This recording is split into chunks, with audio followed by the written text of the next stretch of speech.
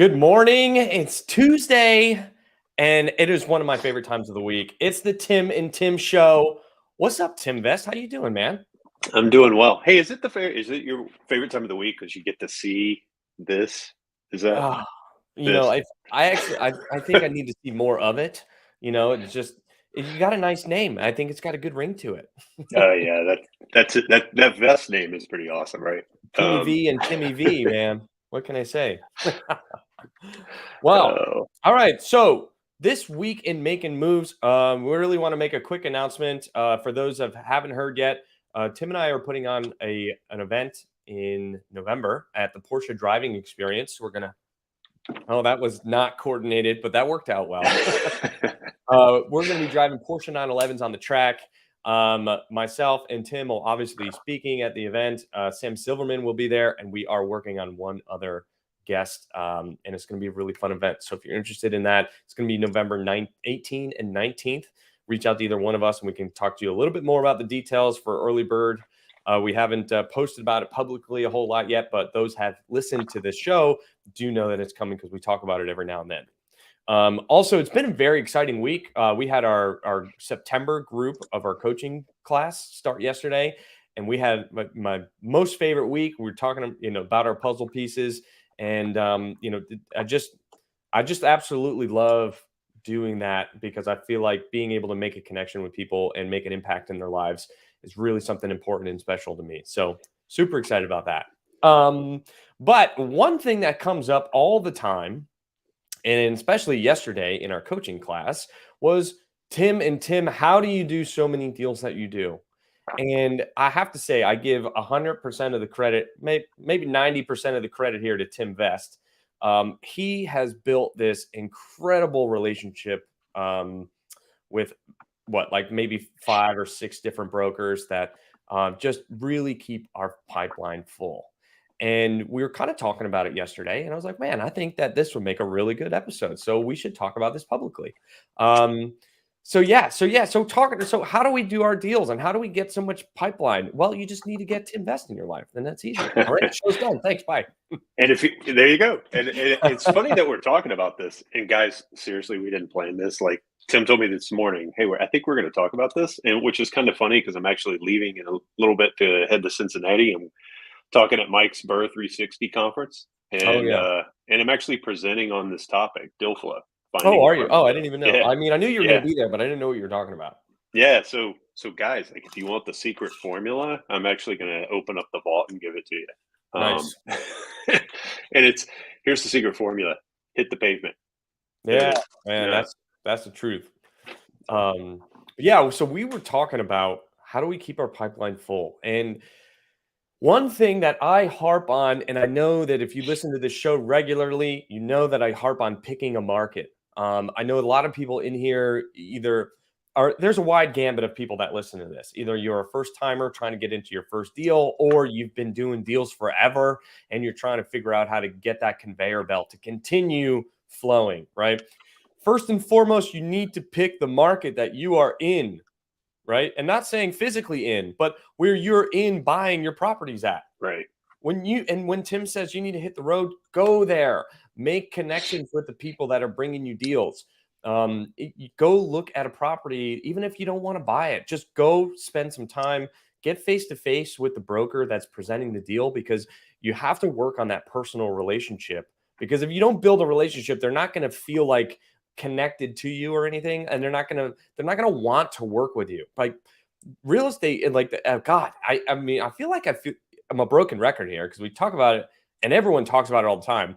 But real estate is a relationship business. Yeah, And it's very hard to build a relationship with someone by just talking to them on the phone or emailing or texting. Like you got to take it a step further. You got to hit the road and you got to go like meet these people.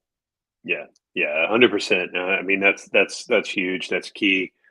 So like you said, like pick a market. Because I tell people all the time, I spent I don't know what 6 7 months just like banging my head against the wall because at first, I had this idea like if I pick 50 markets, then I have way more opportunity to get something done.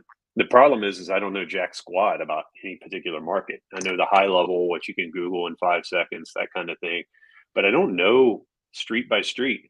And I'll tell you, the one that kind of gave me that aha moment, and this isn't a knock on this market, it's just a knock on me and my inability to understand it, was Memphis, Tennessee.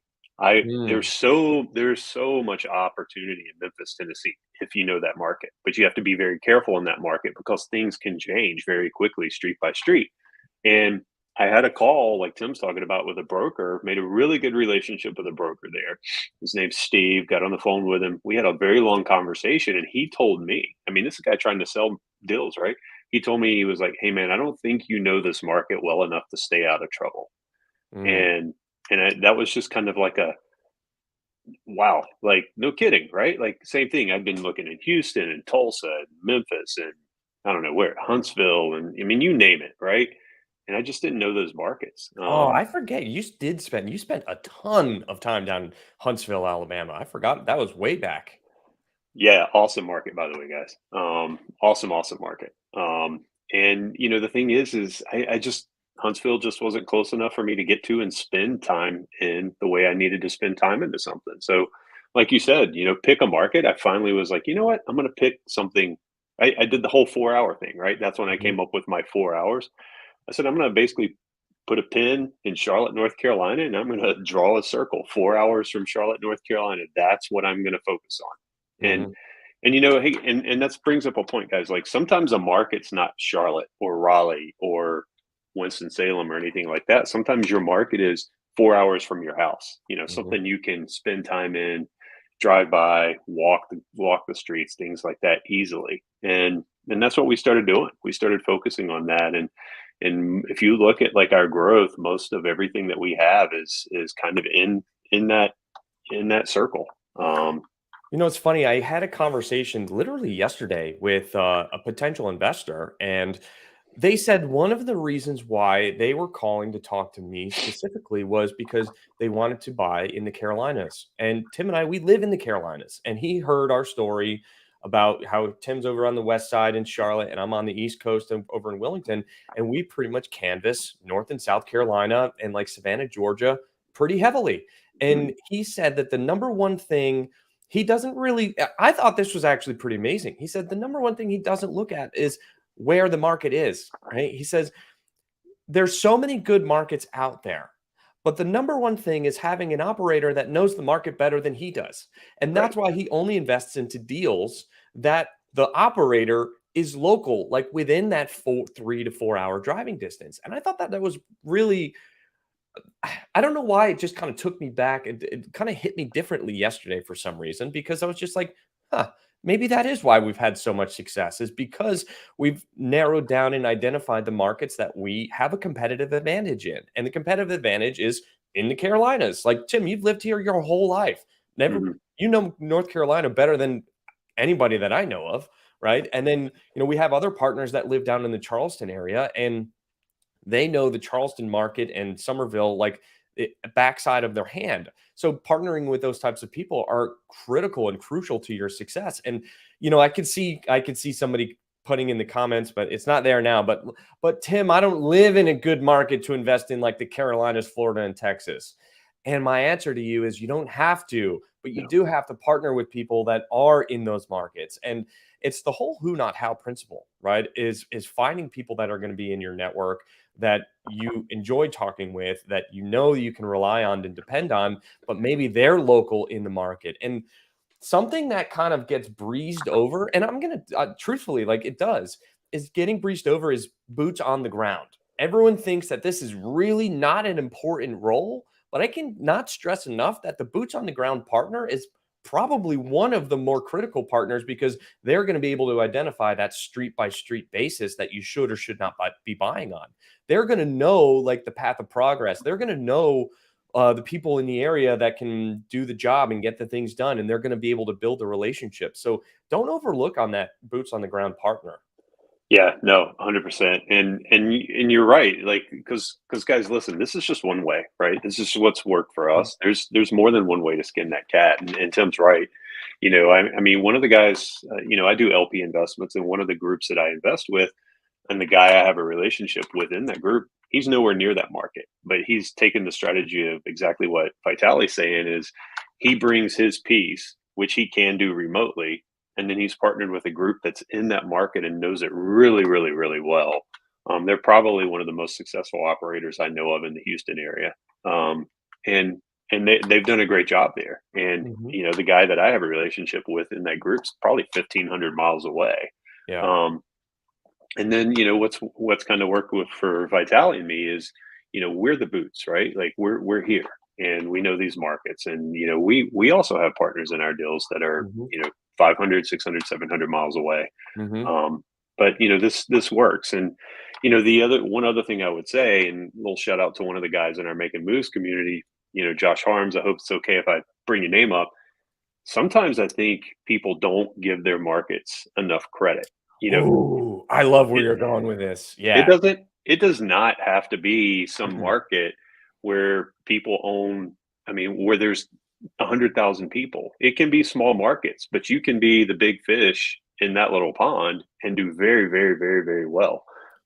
So don't discredit your right outside your own back door, no matter how small it is.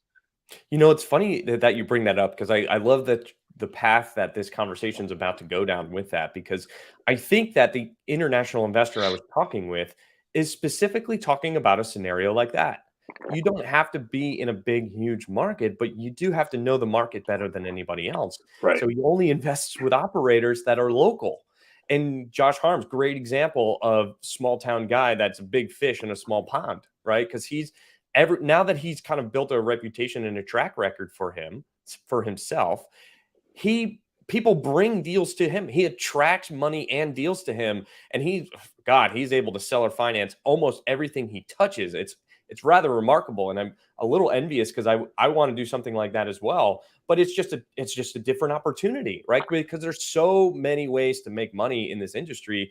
You don't have to fit the mold of buying in the major metro markets in order to be successful, right? I mean, obviously, successful depends on your definition of success, but you know where I'm going with that. Yeah. Um, Yeah. I mean, and it's, there's opportunity everywhere. You just got to know it well enough to find it. That's, and, Josh is a huge example of that. And, all credit to that guy, because man, he's a go-getter. But you're absolutely right. I mean, it's okay to find some of the stuff in the smaller markets. You just got to understand it. And then you got to understand the people that you're going to try to partner with to get it done. Like we have something right now that is sitting in the Carolinas that we're closing on here in a few days. That's in a smaller market. And I will say that folks outside of the Carolinas struggle to kind of understand how mhm. stable a deal it is. But the folks in the Carolinas that see it, they're like, man, I like that area. I'm in, Yeah. because Yeah, they and they they see the know it. trajectory. They know the Yeah, path of progress. It's funny to see how the conversations go with investors on that specific deal, yeah, with it yeah, being a small market, and we're like, "Guys, like, well, I get it's a small market, but everything starts as a small market." And when you're talking coastal Carolinas, everything you buy anything coastal Carolina, you're gonna do well, right, in time, especially with the demographic shift of people moving south and moving to the Carolinas. And my favorite term are the halfbacks. The have New backer. Yorkers that move down to Florida realize it's too hot down there, and then they move halfway back to New York and land in South Carolina. Yeah, So the population growth is absolutely incredible. So really excited about that deal. But yeah, man, I mean, it's somebody else in a Facebook user here said that smaller market, higher cap rates. Yeah, like I love that. Higher cap rates are great. It's not as much appreciation over longer hold, but the cash flow itself is going to be higher because of the higher cap rate, right? Because you're yeah, going to have a delta between your purchase, your operating cap rate and your debt service, right? So that delta is going to be your quarterly cash flow, however you end up paying yourself. yeah, But yeah, look, definitely more of a long-term buy and hold strategy, which real estate is typically known for, buying and holding for a long period. In a lot of the syndications that we do, the goal is to get in and out within 5 to 7 years. You force the appreciation, let it cash flow for a little while, and then get out, right? And that's you keep the velocity of money moving so that you keep scaling up, which is important. But again, like what Tim's saying, I mean, there's a million ways to cut this cake. It just depends on what fits for you, your market, your goals, your strategy, and your investors. Yeah, 100%. And like you said, higher cap rates. Sometimes it's more of a value add and Mm, cash flow. Um, but hey, real estate's an asset, right? And like any asset, you want to kind of diversify across depending on your mhm. situation. And quite frankly, I kind of like the idea of like, hey, I'm going to go buy this one over here, and it cash flows not as well, but it cash flows. But the appreciation 5 to 8 years out is amazing. Let me Mhm. go get two of those, and then let me throw in one of these, higher cash flow, lower appreciation deals because Yep. we all got to eat, right? You all got to Mhm. put food on the table today. Yeah, I Um, mean, I'm a big fan of that. I practice that. We practice what we preach. I bought that 24 unit property. It appraised at an 8% cap rate, which is still rather amazing. I still don't know how that happened, but because I think that is ridiculously high for a South Carolina market. But yeah, so we do a lot of deals. Like we have something in Charlotte, we have something in Raleigh. We have a lot of Charleston stuff going on. We have a lot of various deals that are in high growth equity markets, and the goal is to take that equity and move it into something that's more of a long term hold that creates more cash flow, right? Because yeah, yeah, I mean, I was having this conversation actually with somebody else. The net worth and cash flow, like what's more important? And I'm like, well, both are important, but actually, you know what? This conversation was with Josh Harms about how net worth is cool, but you can't do anything with it until you liquidate it, and that presents its own problems and things like that. But at the end of the day, man, if you haven't talked with Josh Harms, I know we're talking him up right now, but you got to reach out to that guy because yeah, he's great. he's got a depth of knowledge and such a good mindset. Man, I love that guy. He's great. Um, I'm just chuckling because I was actually having a conversation last week with I'm in another group, the Tribe of Millionaires thing or whatever, mhm. and he was I was having a conversation with the guy, and he's like, yeah, my net worth, I went from like 1 million to like 4.5 million on paper or whatever, and he goes, it's funny, I don't feel like I'm worth 4.5 million. He's Yeah. like, it's because it's like you said, it's all on Can't paper. do I haven't anything. cashed it in. Right, right. I Paper can look money. at it and be like, cool, I'm a millionaire. Yeah, no, and Michael brings up a good point. Like, yes, your higher net worth gets you bigger loans, but Yeah. what Michael you might not have considered is the higher the net worth, the more liquidity you need for those bigger loans. So I actually had a call with one of my mentors, and I was asking him about liquidity requirements and how does he deal with that? Because I know that every time we close a deal, my net worth is skyrocketing, but my liquidity is not keeping up. So Right. it's having those conversations with people in your network to figure out what to do with them. But sorry, we're getting way distracted because we were supposed to be talking about like deal flow and pipeline. Deal flow. All of this is important, right? And all flows into everything. I mean, all of the nothing that we have said today is not important. Everything is important. I can kind of get distracted though when we start talking about other But things. But but yeah, deal flow. Pick your market. yeah, When you pick a market, and guys, like look at it as a long term thing. Like if you're in this thing for 10 years, you don't have to stay in the same market for 10 years because we're expanding. it's cyclical. We'll yeah, we're expanding. So we started here, we did a bunch of things here, and now we're starting to creep out into more like the 6 hour range, right? Like 6 hours Mhm. out of this circle.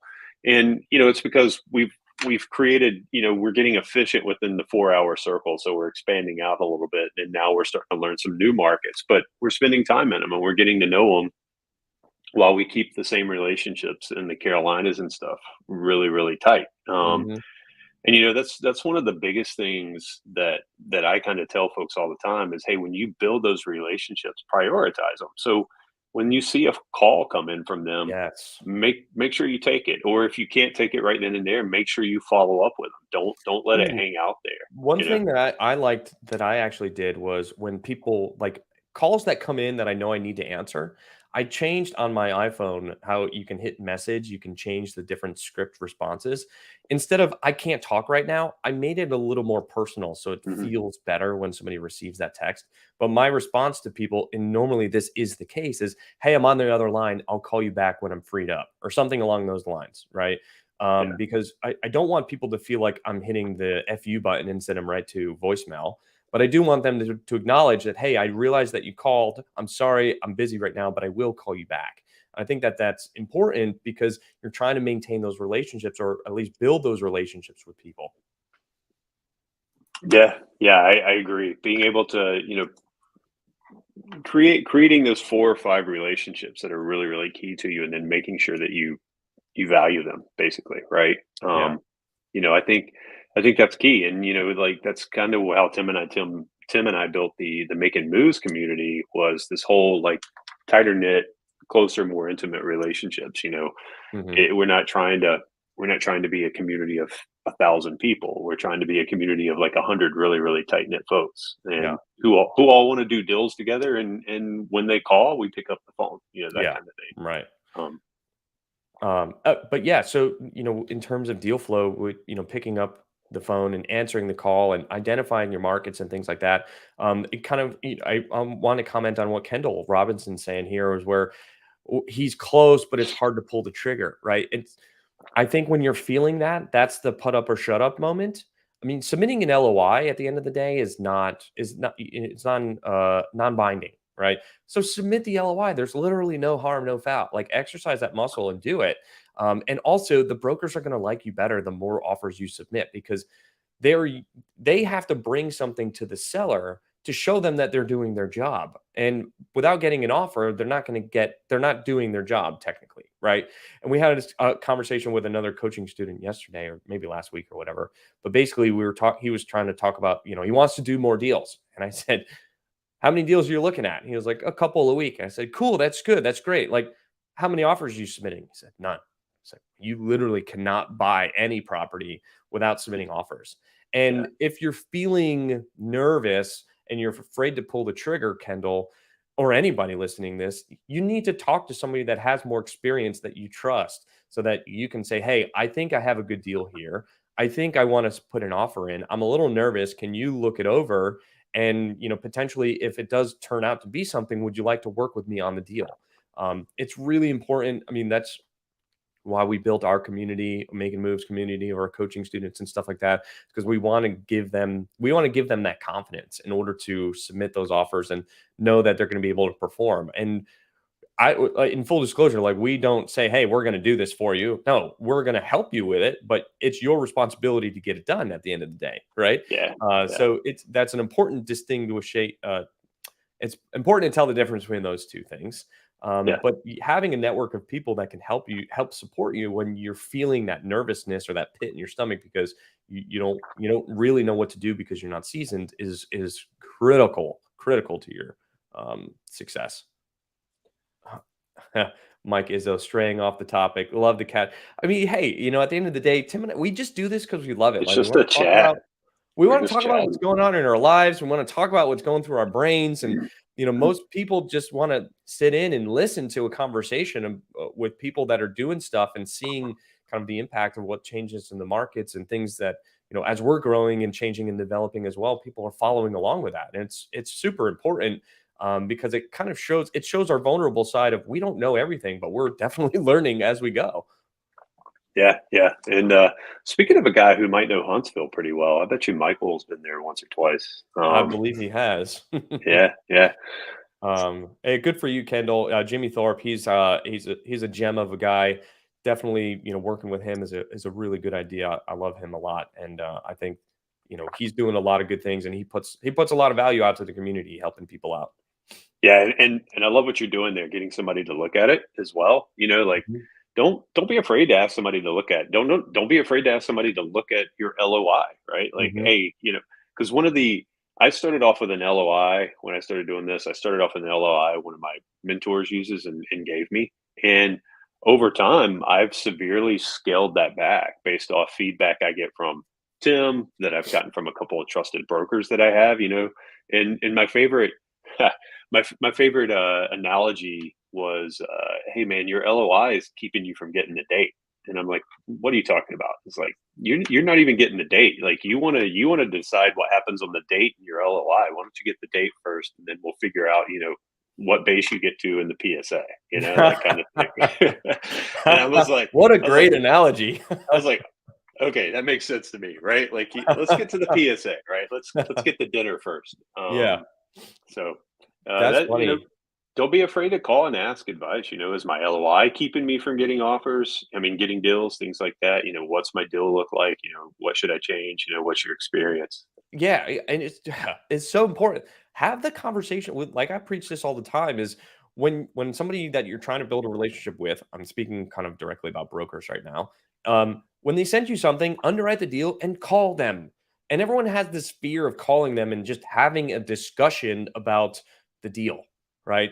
Why telling them what you think, tell me why it works, why it doesn't work, et cetera, is so critically important because the broker might know something that you don't. I know for a fact that there's a deal that Tim and I were looking at, and we were like, nah, we're not going to do that.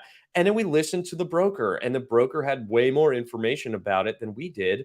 And that severely changed our underwriting and changed our LOI. And lo and behold, we ended up getting the deal. Awesome, right? Because you're willing to have that conversation with the broker, you're building that relationship. And who do you think he's going to bring more deals to now because we got it under contract and we're 100% closing on that deal? Yeah, yeah, that's another thing. You want to know about deal flow? Be a closer. That's one of Be a the biggest closer, things. yeah. Be a And closer. if you're not yet, partner with somebody that is, because you can say, "Hey, like, all I did was find the deal. This is the guy you got to be looking at. He closes everything." Yeah, yeah, because the biggest things you can do for yourself, best things you can do for yourself is when you get a deal under contract and you're working with that broker, that's how brokers get paid, right? So Yep. close, make their life easy. And if you make their life easy, you're going to be the first person they call when the next deal comes up before it even hits the market. Mhm. We got brokers now who call us that we have relationships with that call us when they're driving to a property to talk to the seller about if they even want to sell it. Yeah. They're like Those are the they're like best. I'm driving down here. I'm looking at this property. It's 42 units, and I think this guy might want to sell it. If you, or would you be interested in this market? So before he even gets the agreement to list it, they're like, "Would you guys be interested if I get this?" You Yeah. those are awesome conversations, That is a really awesome and conversation. I it's I have to and say, yeah. yeah, and it's a little symbiotic too, right? It's like if we say, "Hell yeah, I'll take a look at that," then the broker can walk on that property and tell the sellers, like, "Hey, I already got guys lined up to look at this thing."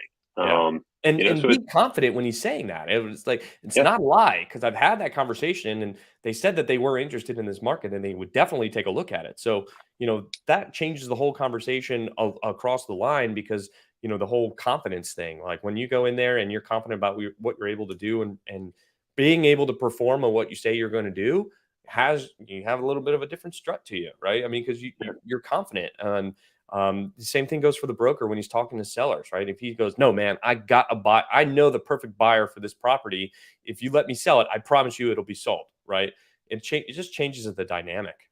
yeah, yeah, 100%. So, guys, like again, know your market, make those relationships, and be a closer. Yeah. Those are there's there's a couple more steps I would throw in there if you really really want to keep that deal flow pipeline going. We'll talk about that another time.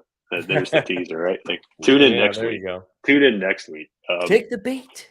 Yeah, but there's because it really is. It's a will. You want to It is. create a will that's feeding that funnel, and it all starts to feed itself. And when everybody talks about that hockey stick, your business taking off, or deal momentum. That's why it, Yeah. it it all starts to feed on itself. You do more deals, you get known as a closer. You make more relationships, you get more deals, you close more deals. It all feeds on itself. Yeah. And the biggest thing is like relationships don't happen overnight. No. Tim Vest worked all of 2020 building relationships with these brokers. And, it was a year and a half of follow up until something actually culminated that we were able to do something with. And then once we did, that changed everything because it's like, man, I've been watching you grow and talking to you for the last year and a half. And now I see what you're capable of. Everything that you've said over the last year is true. And now you've shown it and you've proven to me is true. And then that's when that hockey stick growth continues to happen because there's this misconception that there's no good deals out there. No, there are tons of good deals out there. You just don't have the right relationships with people that have those deals. Yeah. Yeah. It was a year and a half of gourmet cookies, high dollar bourbon, and good wine. Mm, mm, those mm. those go a long way, man. It does, man. It's Showing thoughtfulness. people you appreciate them, right? Right. Yeah. Cool. All right, guys. Well, that's a quick show today. Well, I guess not quick. It's right on time. We get this question all the time about what are we doing to keep our pipeline full. To fully summarize this, we're not doing anything special. We're just talking to people. We're building relationships. We are focused on our markets and nowhere else. We don't have shiny object syndrome. We know what we want, and brokers appreciate that. We tell them exactly who we are. We are value add multifamily investors. And when I'm having a conversation with a broker and it's this brand new Class A build, I'm like, dude, I'm not your buyer for a product like that. I'm not like a stabilized, like I need value add in order to meet investor metrics. So, don't put anything in front of me that's not a value add, and I won't waste your time with anything that's not either. It Right. goes both ways, two-way street. Yeah. So, So, all right, all right, guys. guys.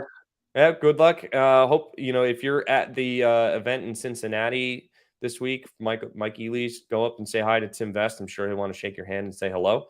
But otherwise, we will talk to you next week. See All ya. right, guys. Have a great week.